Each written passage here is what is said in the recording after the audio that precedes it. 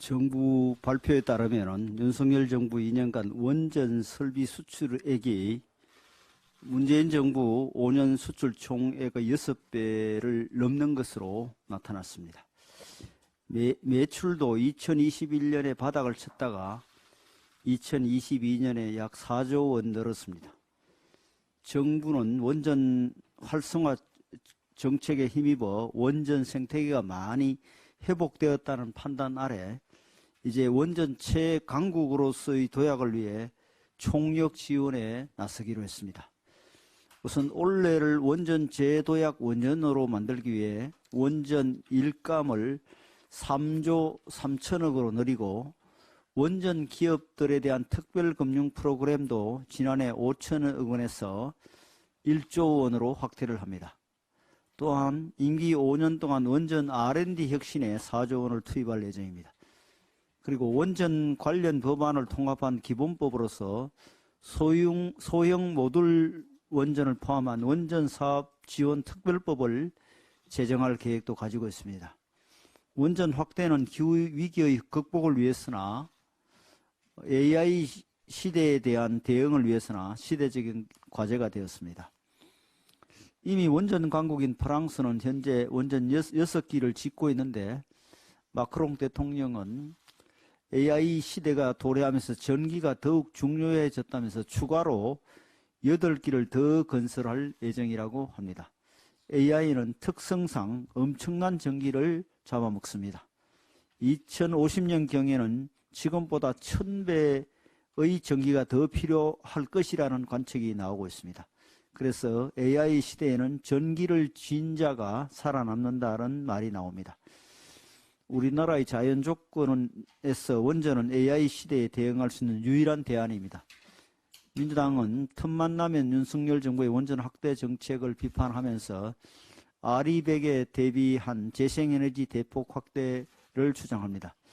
재생에너지를 확대해야 한다는 건 맞는 말입니다. 하지만 주 에너지원이 될 수는 없습니다.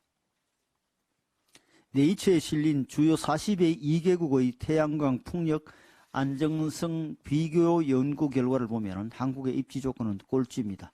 우리가 미국, 캐나다, 호주, 중국 수준의 재생에너지 효율 안전성을 가지려면 막대한 에너지 저장 장치 투자가 필요한데 무려 1200조에서 1800조에 이르는 천문학적 비용이 소요될 것이라고 합니다. 태양광과 풍력이 지속 가능한 주 에너지원이 될 수 없는 것입니다. 민주당은 탈원전에 대한 미련 때문에 계속해서 정부의 원전 확대 정책을 비판한다면 그것은 AI 시대에 대한민국의 존립과 발전을 포기하자는 말이나 다름없다는 것을 명심해야 할 것입니다.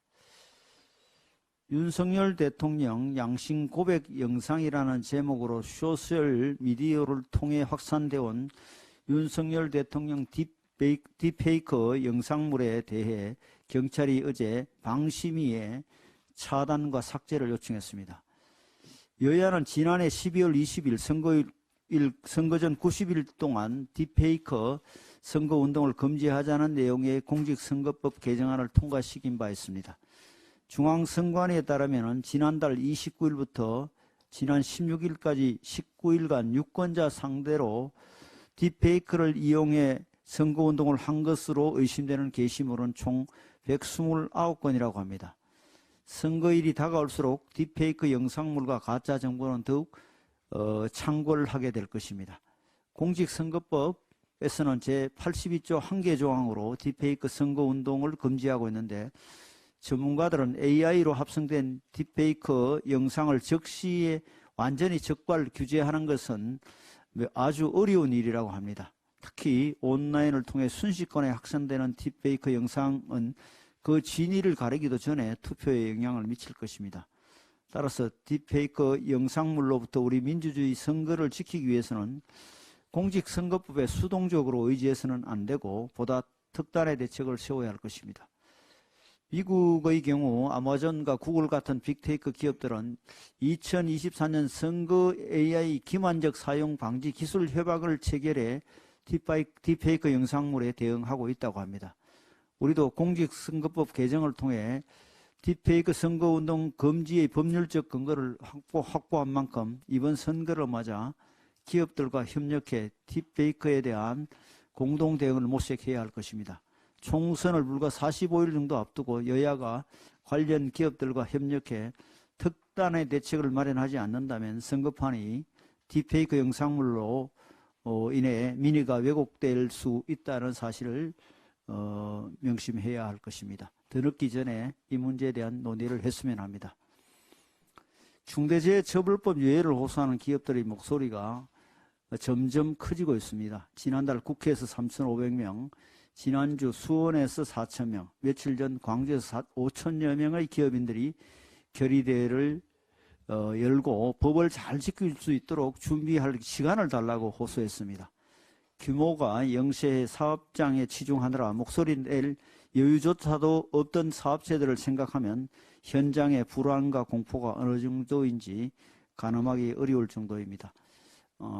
중소기업 중앙회는 오늘 29일 본회의에서 중대재해처벌법 유예안이 처리되지 않는다면 헌법 소원이라도 검토하겠다며 절박한 심정을 토로하고 있습니다. 이제는 사업주뿐만 아니라 근로자들까지 결의대에 나와 탁상 입법을 규탄하고 있습니다. 특히 안전 담당자들이 보고 서류 만드느라 막상 현장을 챙길 시간이 없다거나 일일이 근로자를 잡고 핸드폰에 안전 관련 앱을 설치해 주는데 핸드폰이 구형이면 해결책이 없다는 등 준비 부족 상황을 일제히 지적하고 있습니다. 물론 정부와 여당도 문제 해결에 최대한 노력하고 있습니다. 정부는 50인 미만 사업장에 대해 산업안전 대진단에 참여할 것을 독려 중이며 기계 설비 도입 비용 일부 지원, 안전보건시설 개선, 융자금 지원 등의 대책을 마련했습니다. 우리 당도 어제 중소기업을 대상으로 100조 원 규모 정책금융 공급의 공약을 발표하면서 안전시설 개설을 위한 재정 지원과 중소기업 공동 안전관리자 활용 등 맞춤 지원을 약속드렸습니다. 그러나 이러한 지원책만큼이나 지금 중소기업인들이 절실하게 바라는 것은 다름 아닌 중대재해처벌법 적용 유예임을 정부와 여당은 잘 알고 있습니다.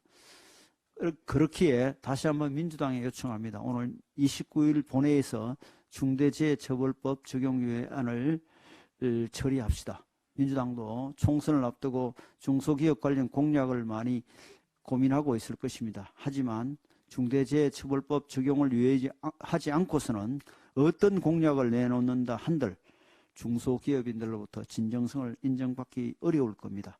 부디 민주당의 전향적인 태도를 기대합니다. 선거가 무르익을수록 우리 스스로 더욱 단단해져야 합니다. 특히 언행에 있어 보다 조심하고 신중을 기해야 합니다. 적절한 경쟁은 발전적 논의의 윤활유가 될 수 있지만 지나치게 과열되면 독이 됩니다.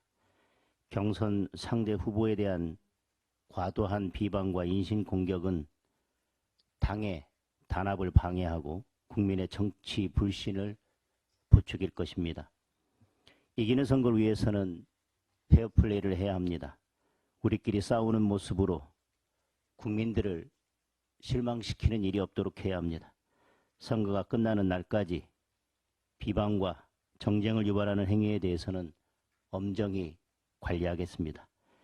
야당과도 상대에 대한 무책임한 비방과 공격보다는 발전적 정책 대결을 할 수 있기를 기대합니다. 자, 발언하실. 예, 우리 기재희 간사님하고 외통위 간사님. 예, 기재희 간사 유성글 의원입니다. 오늘은 금융권의 해외 부동산 투자 부실 우려에 대해서 한 말씀 드리겠습니다. 미국 부동산 경기 둔화가 지속되고 있는 가운데서 우리 국내 금융사들의 해외 부동산 대체 투자 부실 우려가 커지고 있는 상황입니다.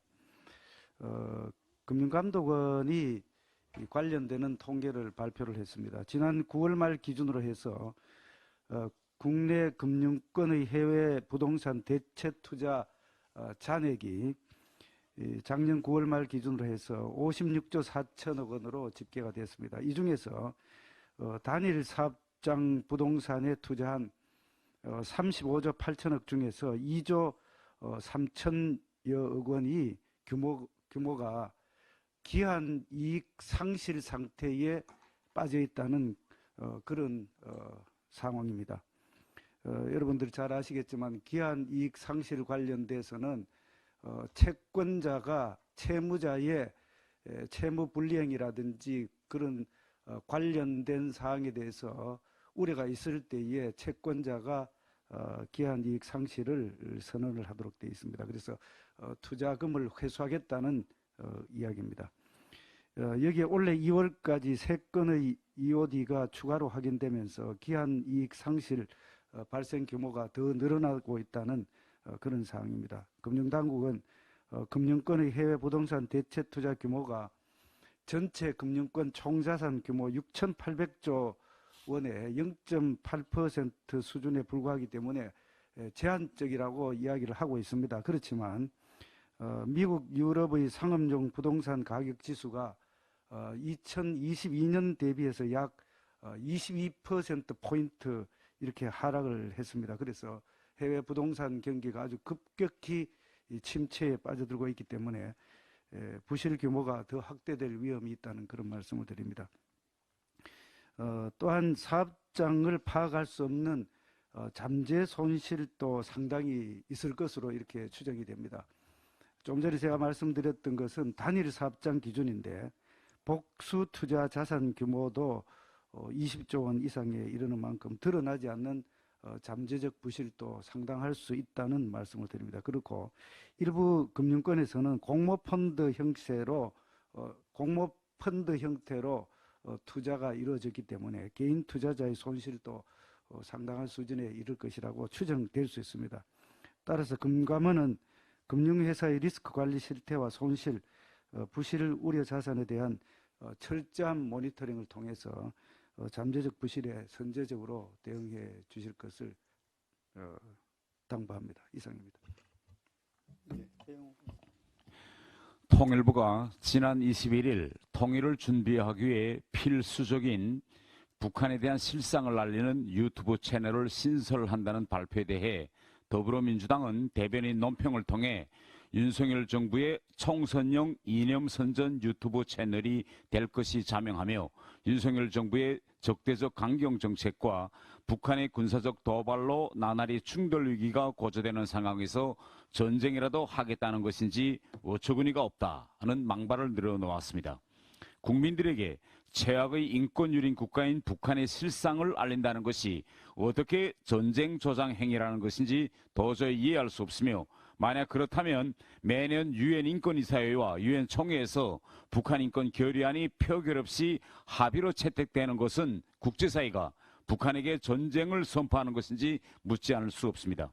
김정은이 국제사회의 인권 개선 요구를 무시하며 북한 주민이 굶어 죽든 말든 자신의 안위를 지켜줄 핵 개발에만 올인하고 있는데도 지난 문재인 정권은 오히려 김정은의 있지도 않은 비핵화 우지를 국제사회에 호소하고 다니며 5년 내내 대북 굴종 정책을 펴 대한민국의 국격을 땅에 떨어뜨렸습니다.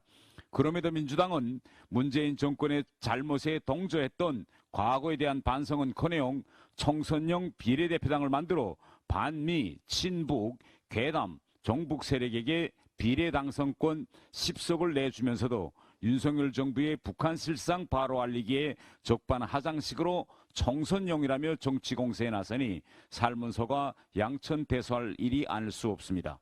국민들께서 이번 총선에서 종북 세력에게 반드시 철퇴를 내려줄 것입니다. 이쪽에 나왔습니다. 마치죠. 네. 오늘 뭐 짧네. 제대로 들어가고 있습니다.